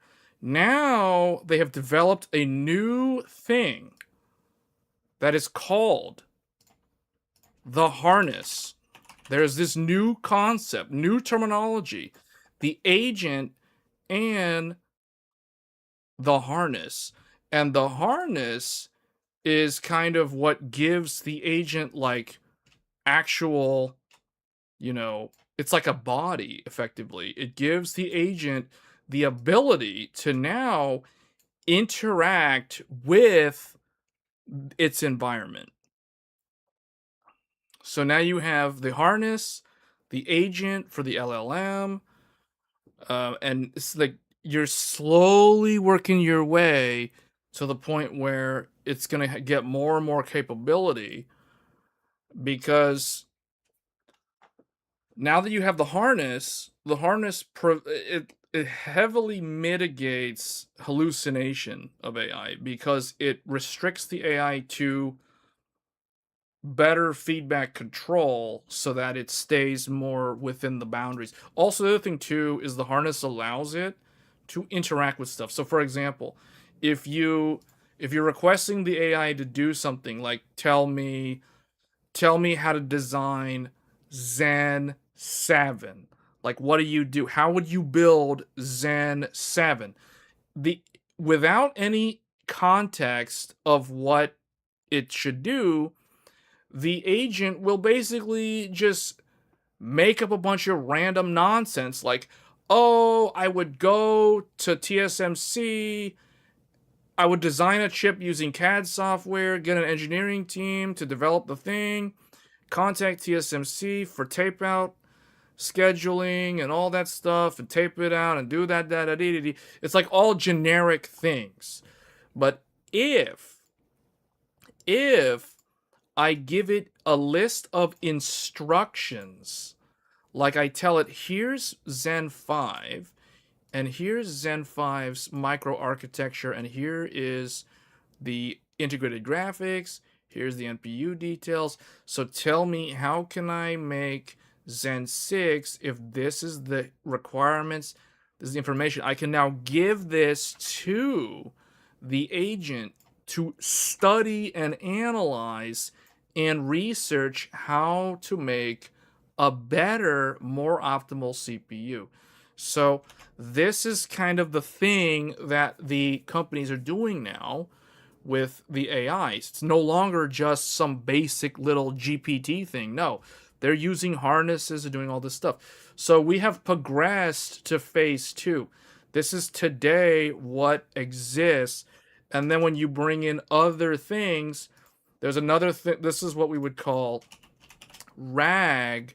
This is known as the RAG, the retrieval augmented generation. So now it can retrieve info that it can use to help get a better, more accurate, and more relevant response. And then the other thing is we have this thing called MCP now, Model Context Protocol. Model Context Protocol allows the agent now, it's like I'm giving the agent literally a tool that it can use to basically interact with other computer systems. I'm exposing APIs. So it's like now if Chase Bank, for example, or some World Bank like HSBC or somebody wants to automate, like, I don't know, it could be whatever. I'm just using a bank as an example. It could be anything. It could be a restaurant business. It could be any kind of business. If it wants to automate inventory tracking or updating software or updating BIOSes for motherboards or servers or whatever, now that you have MCP, you can basically tell the agent, hey, here's all the logins for all the network equipment. So go ahead and use the MCP to go and do it yourself, because I don't want to waste my time doing that. You go do it for me. So the agent will go and do it, and that's using these things. So it now has all the abilities to start doing things, actually changing the environment to some degree in terms of having these tool sets now. So we're currently in this phase of the AI. So this is the reason why Jensen went to Japan, because he wants them to build physical AI. Right now, the agent is virtual. It is digital. It is inside the computer. But Jensen wants to bring this thing outside of the screen into the physical world.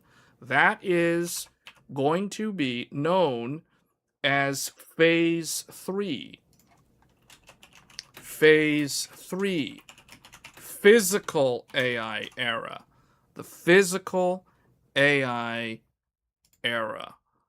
So that is the next phase. So that's where it's headed next. Jensen is building. Yeah, I mean, he kind of is. So that's the reason why that guy was like, dude, you need to go watch iRobot so you understand what could potentially happen if something goes horribly wrong with what they plan to do with Japan. They're going to make an example out of Japan because they know that Japan is suffering from lack of workers, aging population, not enough workforce, like not enough people entering the workforce. So they are like the prime. They're one example where he's like, hey man, we can just put physical AI in this country and like use that as a shining example of how great it could be. You could do the same thing. You could do a similar thing with South Korea or Singapore, but South Korea and Singapore are so much smaller physically. Japan has a lot more land. Japan is suffering from having a lack of people in the rural areas. There's literally too many people in the city and not enough people out in the countryside. So they're like, hey, we can put physical AI in all these empty towns, and you can have physical AI doing your farming, your rice farms, cultivating fisheries, all that stuff. Kind of crazy, man, when you think about it. Like, the fact that this is literally happening is insane crazy. It's like, literally, I am not making this up. This is literally happening. Wow. Watch The Creator 2023. Man, I need to see these movies. Now that I got that big 75-inch TV, yeah, I need to watch some of these movies for real in 4K. So the movies aren't movies. He's telling him build a claw. Oh my goodness. Physical AI era. See, I told you, man. The physical AI era. That's phase 3. Like, that's literally endgame. They're literally building Skynet. Oh, man. And meanwhile, all the gamers are like, man, please, where's my RTX 50? I mean, my RTX 6090, take my money, RTX 6090. And he will take the money from the poor gamers and use it to continue the goal of building the Skynet and the Terminators. Oh, man, fantastic. Fantastic.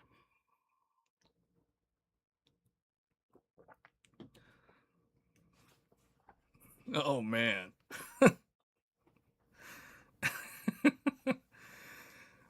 It's so interesting that this is actually happening. It's kind of mind-boggling when it's hilarious to laugh at, but at the same time, it's probably not something that I should be laughing about.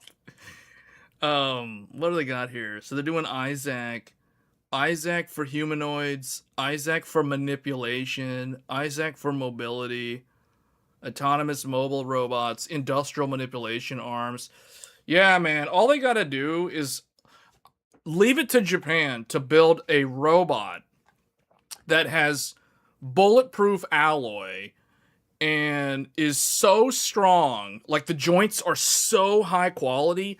They've got like the type of quality that BMW struggled to achieve with the Supra because Toyota kept insisting that it's not high quality enough. So leave it to them to make such a high quality robot that has super alloy and can do all kinds of like insane acrobatic things. Yeah, this is gonna be interesting because I remember a number of years ago, Google held some kind of robotics championship, and the best team, I forgot what year this was. This probably was like 10 years ago or more. Google held like some kind of robot championship or contest, and there was this team from Japan that made this insane robot that could literally drive a car. Like, it was that the final test was to get in a car, put the car in reverse, back it out, and then like drive in a straight line and then make a 90-degree left turn or something. And only the Japanese robot managed to do that. All the other ones failed that test. So they automatically won at the end because their robot was the only one that could do that. And no one really knew exactly what all the different tasks would have been. But yeah, so he probably remembers that, and he's like, yeah, we gotta go with these guys for robots, because they probably know what they're doing.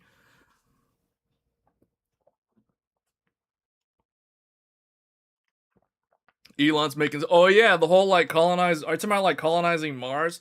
Man, they need to figure out how to do those space gates like in Cowboy Bebop. You know what I'm talking about? They need to do those space gates that let you light speed out. Go to like Titan and harvest the methane or something. This makes me want to play Starfield now and go to Titan on Starfield.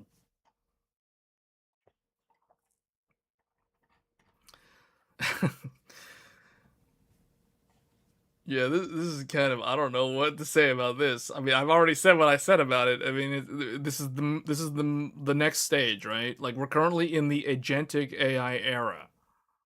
We're literally in the agentic AI era. It has the harness. The harness is now like it has a body, effectively. So it's interesting to see where this is going to end up. I don't know who said this. I'm trying to remember if it was Elon or some one of those scientist guys. In order for humanity, in order for Earth, the planet Earth, to produce a Type 1 civilization, the amount of compute power required is incomprehensible today.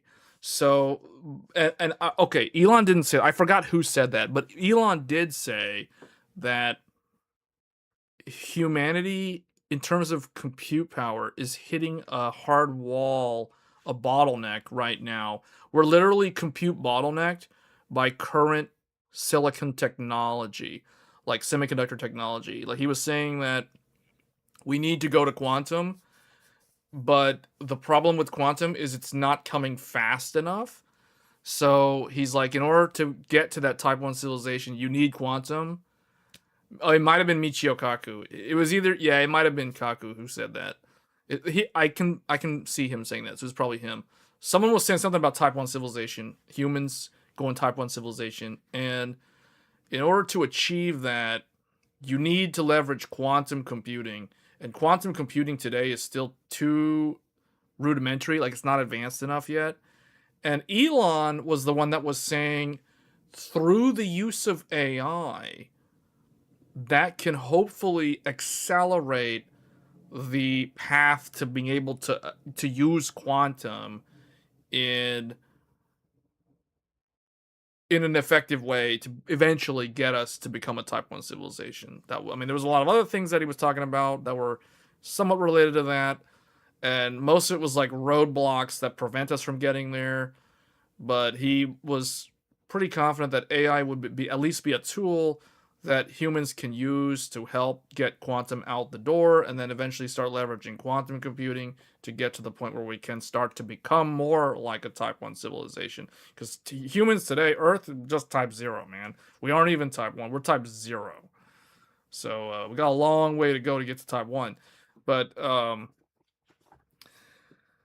maybe this AI stuff will help. Or, like for sake of argument, maybe the AI ends up replacing humans and the AI basically becomes the new humans. I mean, there's a bunch of sci-fi stories about that. I mean, look at Near Automata is a recent example in the video game world. That's what probably happened to the Atlanteans. Humans are just smart enough to cause their own extinction. Man, I didn't know Tech Thursdays was gonna get all philosophical now with all the going off the deep end with Type 1 civilization and all that stuff. Let's put it this way: we're a long way from making a Dyson sphere to harvest the power of the solar system. You know.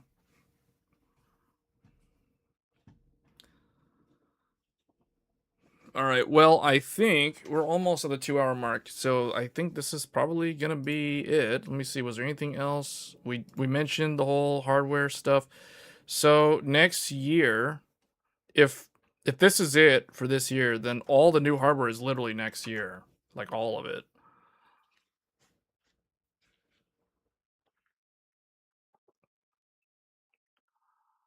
The sun, the bone, the hand. Yeah. Well, I think that's gonna do it for this episode of Tech Thursdays. I mean, we hit the main points that I wanted to talk about. Mainly how this year is just basically reruns.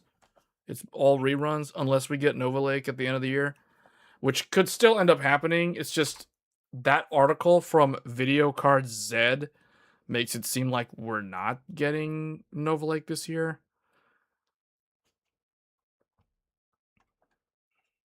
The current gaming is stagnant at 1440p. What do you mean? Stagnant at 1440p. The problem is, if you go to 4K, there's only one GPU that can handle the 4K, and even then, sometimes it'll struggle, and that's the RTX 5090. And that's stupidly expensive just for gaming, like to the point where it's not really worth it for most people. So, thus, you need to rely on upscale. Hardware is stagnant. Oh, well, yeah, because of all the reruns. Because of all the rehashes and re-releases of stuff that we already have seen before. Except, okay, maybe this one is kind of new. I mean, it's still Zen 5, but it's something that hasn't existed before. All of this stuff, at least Intel renamed their products and released them with all of the updates. AMD just basically they copy pasted, brought back old stuff, man. This thing, the 7700X3D is like, I don't even know, like, why would anybody get this compared to any of the other X3D CPUs? But I mean, I guess the bright side is these CPUs are affordable. Although the prices of these are higher than what they were at launch because Intel's increasing the price, and the prices of these are, it's hard to say that these are competitive. Like, I guess if you don't want to, if you can't get DDR5, and that's totally understandable, and you're on an AM4 motherboard and you don't already have, or you missed out on the 5800X3D, it's like now you have a chance to get 5800X3D again, and then just kind of like wait it out for another 2-3 years or whatever. So, I mean, I guess that's the bright side for people in that situation. Intel, these prices are good prices. I will agree. If I didn't already have the Intel Core Ultra 9 285K, if I didn't already have this CPU, I most likely would have purchased a 270K plus when it launched earlier this year, because that would have been interesting to see how that works. But I've already used Arrow Lake. I still have Arrow Lake, and it's a good platform. It's just there's not really much you can do. If you're buying the 270K plus, you basically locked yourself in for the next 3 or 5 or 7 years. So all the new stuff like Zen 6 and Arrow Lake, or not Arrow Lake, Nova Lake, all that stuff is kind of irrelevant to people who bought into Arrow Lake this year. So, because they did their upgrade. It's just whether they knew it or not, they bought stuff that was technically technology from 2 years ago. And that, to me, that's, I don't know. At least it was priced well. I guess that's the positive.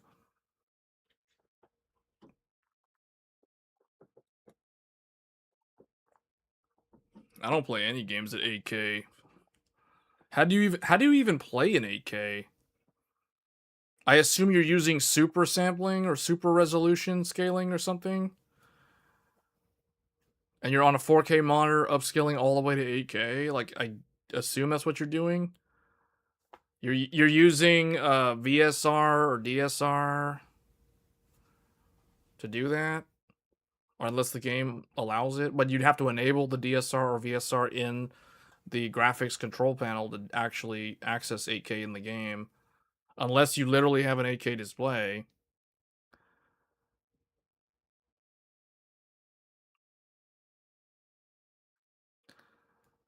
Yeah, I don't know, man. 4K, from my point of view, I'm not even gonna bother even thinking about 8K for a long time. Oh, you have an 8K monitor? You have an 8K monitor? Like, who? Why? Like, why?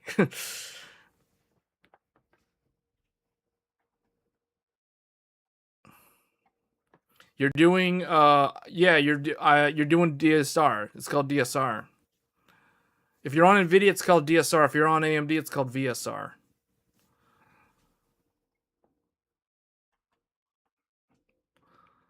I don't know. I'm not gonna bother with 8K anytime soon.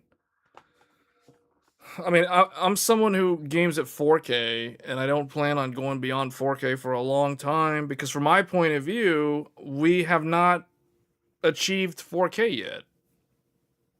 Like we haven't solved, as Digital Foundry likes to say, we haven't solved the issue of 4K gaming yet. We're not there yet.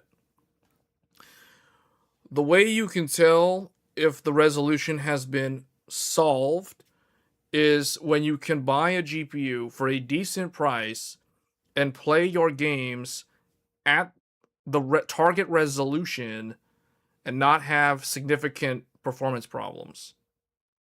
You know, with like high to very high settings. That's how you know. So 1440p has been solved. 1440p has been solved for a long time. For a long time. That 1440p was conquered during the pandemic era. So 4K though, no way, man. 4K, like if you can't buy a 70 class series GPU, so like a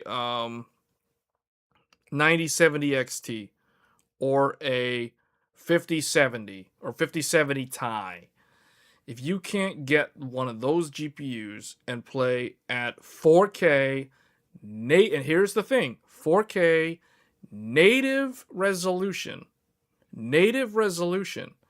then current GPU technology is not powerful enough. But it's been like this for a while. 1440p has been solved for a long time. 1440p, like, because, I mean, you can max out 1440p gaming with those GPUs that I literally just mentioned. See? So, yeah, no, we're not done with GPU technology improvements. We still need way better rasterization performance to make it so that 4K gaming is obtainable for most gamers. It's like, yeah, you can technically declare, oh, but there's the 5090, but it's the 5090. I mean, there's a terrible problem with that statement. You know what I'm saying? So, as far as I'm concerned, it's not solved.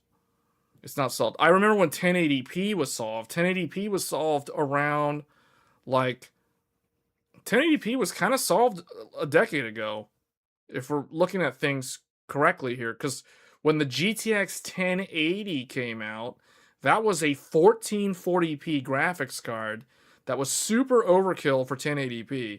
So probably, I guess 1080p was solved prior to the 10 series. Probably the GTX 980, the R9 Fury, the GTX 980 Ti, and the R9 Fury X. That was when 1080p was basically solved. Because I don't really think of 1080p as being a problem for modern graphics cards.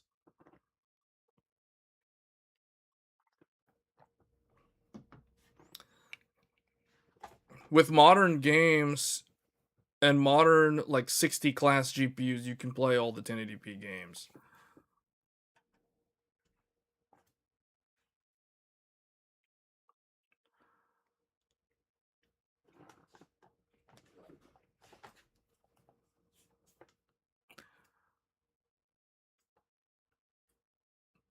All right, guys. Well, we discussed a bunch of random things, like we tend to always do on this stream. So I think that's it for this episode of Tech Thursdays.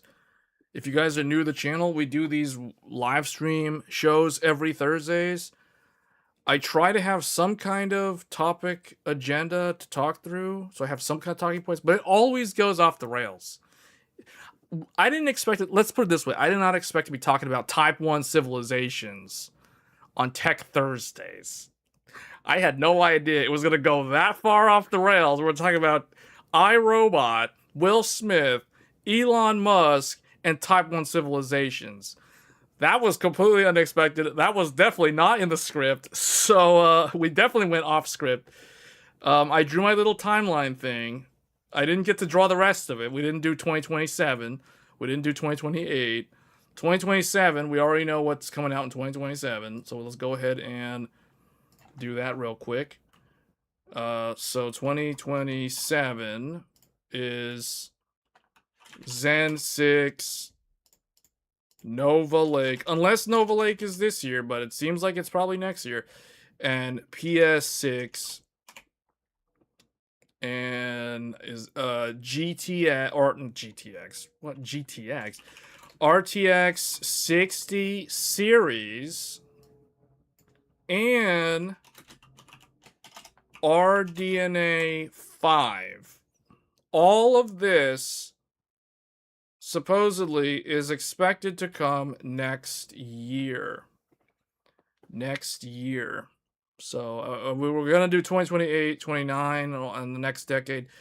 The next decade, the 70 class series would be around the turn of the decade or so. So if you're someone who's looking for RTX 7090, you're going to be waiting until 2029 or 2030. So that's a long time off. I don't even want to know what that's going to be priced at, because adjusted for inflation and all this other stuff, and with the recent price hikes, yeah, I don't even want to know what that's going to cost. I don't need to know what that's going to cost at this point in time. So, but anyway, that's going to be at the turn of the decade. We have PlayStation 6 November next year. We have RTX 60 sometime in the end of the first half, or if not in the second half of next year. We have RDNA 5 in the second half of next year. We have Nova Lake throughout the first part of next year, and Zen 6 in the first part of next year. So CPUs first, GPUs second when it comes to 2027, and PS6 to close it out.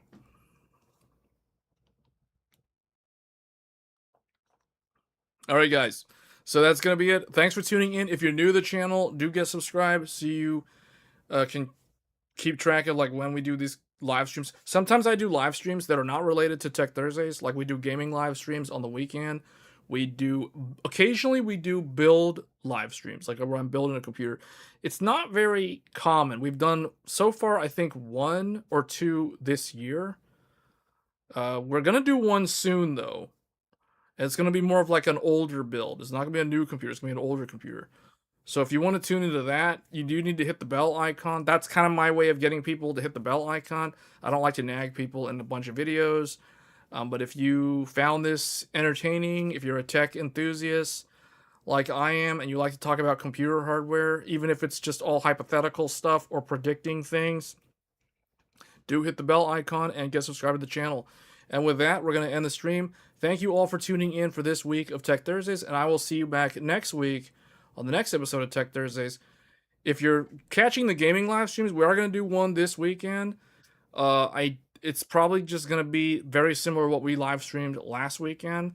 So expect more Grand Blue, Fantasy Relink, Endless Ragnarok. That is literally what's on schedule for July. Probably for the rest of this month. So it's like, if you're not interested in that, you don't have to tune into the live stream. That's totally okay. But if you are, then tune into the live stream. And with that, once again, thanks for tuning in, and I'll see you guys next week. Thanks.